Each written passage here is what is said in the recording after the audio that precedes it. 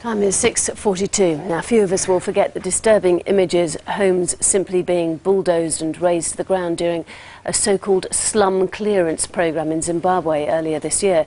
President Robert Mugabe insisted it was to crack down on crime, but it left hundreds of thousands of innocent people homeless and sparked international condemnation.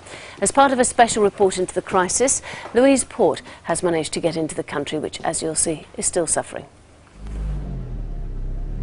These are the first pictures the world has seen of the aftermath of Operation Murambatsvina, or clean up rubbish.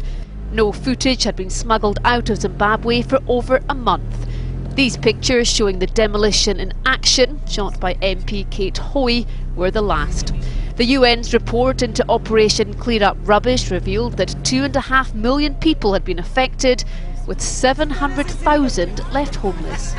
Hard to believe though it is, this is now what the people of the Mbari district of Harare call home.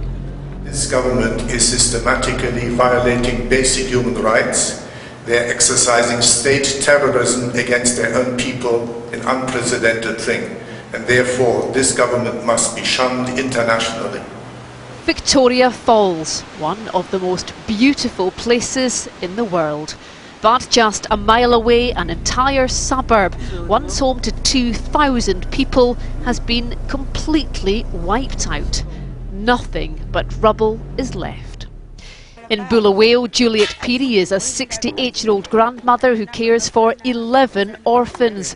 Armed police came to her home and, in front of the terrified children, began demolishing her house. The destruction of this building is now just rubble, means 22 people now sleep inside. All 22 people can't actually fit inside at once, however, so they take it in turns to sleep. There were 8 people sleeping here, the building was destroyed, and now this is where they're sleeping. This family of 5 has been left with nothing. At night, Saiwanili, her 3 children and an orphaned relative are sleeping on this doorstep. Ironically, Saiwanili is Ndebele, the local language for I am winning. With Operation Murambatsvina though, there are no winners, only losers. And Louise joins us now on the sofa. I should point out that Louise did this out of her own initiative. You went there on your own money and went to considerable risk in doing so because the Mugabe government doesn't take kindly to people secretly filming. How did you get away with it? Well, I was taking a bit of a risk, I guess, but I'm not living in the sort of conditions that the people who are there are under. So kind of puts it into perspective when you see the situation that the people who have been victims of Murambatsvina, Operation Clear Up Rubbish, people with no sanitation, no shelter, and it's winter at the moment. It's absolutely freezing at night in Zimbabwe. So the conditions, I mean, you've got an image in your mind from the television pictures you've seen before you went. How did the reality match up to your sort of impression from the telly? Nothing, absolutely nothing could have prepared me for what I saw. We'd seen pictures of the operation in action, but we hadn't seen any pictures of the aftermath. 700,000 people have been made homeless, according to the UN report. To see the situation that these people find themselves in, living in the rubble of their home, like I said, they've got no shelter, no sanitation, they've got no electricity, no water, they have absolutely nothing, and it's deeply, deeply distressing to know that human beings have done this to other human beings. We've seen similar pictures in the aftermath of earthquakes, hurricanes, natural disasters, but this is a man-made humanitarian disaster. And sitting alongside you is George Cherie, who supports the Mugabe government. It's a man-made disaster, and according to the priest who Louise interviewed there, this is state terrorism, isn't it? Well, let's start afresh. I'm not a pro-supporter of anybody. I'm just somebody who understands Zimbabwe differently, somebody whose experience and knowledge of Zimbabwe was formed by involvement in liberation struggle. Wait a minute.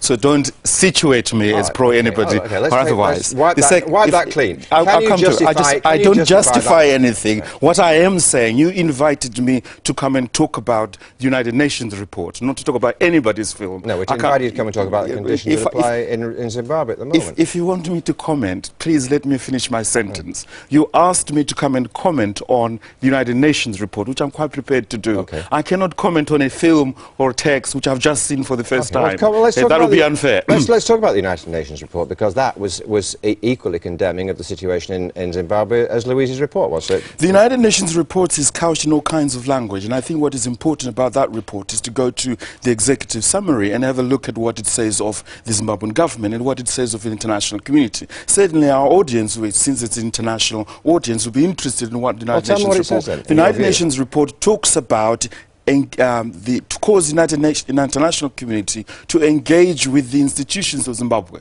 which is quite at odds with what the international community has been saying. If I could finish. It also says that these people are living in appalling conditions, and this was an atrocious act on the part of the Mugabe government. You can't deny that. What the United Nations report says, it does not criticize the policy itself. What it raises questions about is the process in which it is implemented.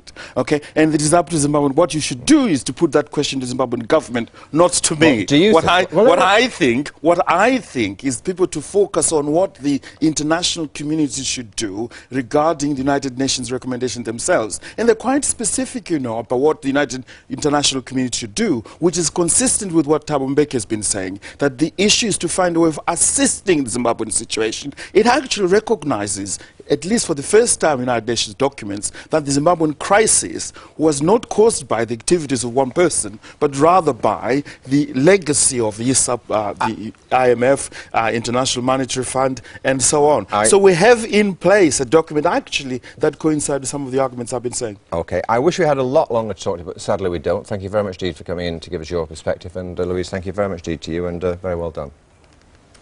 Time is almost 10 minutes to 7. You're watching the news hour on GMTV. This morning's headlines, and starting with breaking news.